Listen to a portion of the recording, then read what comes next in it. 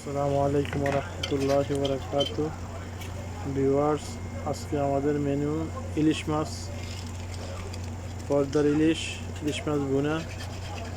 দেখুন অনেক সুন্দর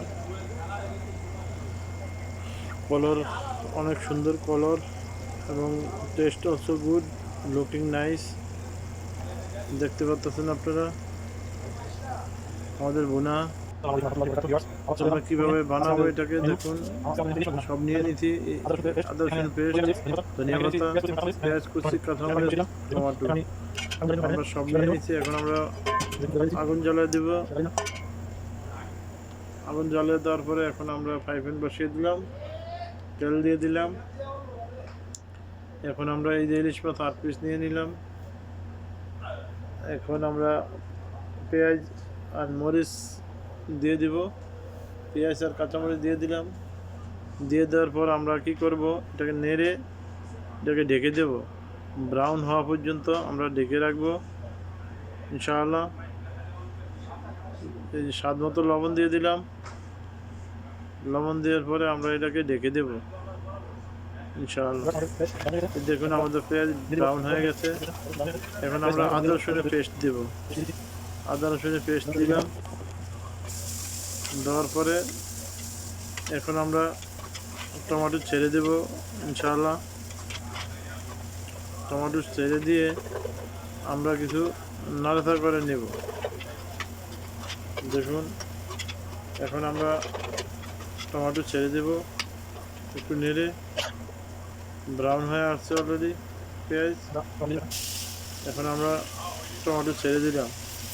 টমেটো ছেড়ে দিয়ে এখন নাড়াচাড়া করলাম। দেখুন নাড়াচাড়া করে আমরা স্পাইসি মশলা দিয়ে দেব। আমরা এটাকে ঢেকে রাখবো। ঢেকে রাখার পরে দেখুন আমাদের টমেটো ফেঁকে গেছে। ফেঁকে দেওয়ার পরে আমরা মশলা দিয়ে দিচ্ছি। দেখুন মশলা দিয়ে দিচ্ছি আমরা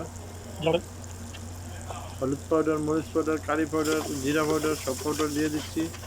এখন একটু মিক্স করে নিলাম। মিক্স করে নেওয়ার পরে আমরা একটু পানি দিয়ে দেখুন ভালোভাবে মিক্স করে নিলাম। মিক্স করে এখন আমরা পানি দিয়ে দিব। ধনিয়া পাতা দিয়ে দিলাম একটু টেস্ট ভালো হওয়ার জন্য, তাতে টেস্ট আর একটু মজা হয়। এই জন্য আমরা পানি দিয়ে দিলাম। দেখুন এই পানি দিয়ে দিলাম। দেখুন কালার, কত সুন্দর কালার। আপনি দেখুন অনেক সুন্দর কালার। এখন আমি মাছ ঢেলে দেবো। দেখুন কালার দেওয়ার তো শুধু। এখন আমরা মাছ দিয়ে দেব। দেখুন মাছ দিয়ে দিলাম।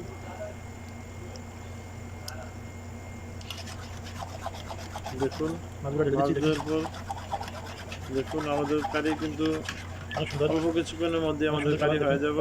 মাছ দিলাম। এখন আমরা ঢেকে দেবো।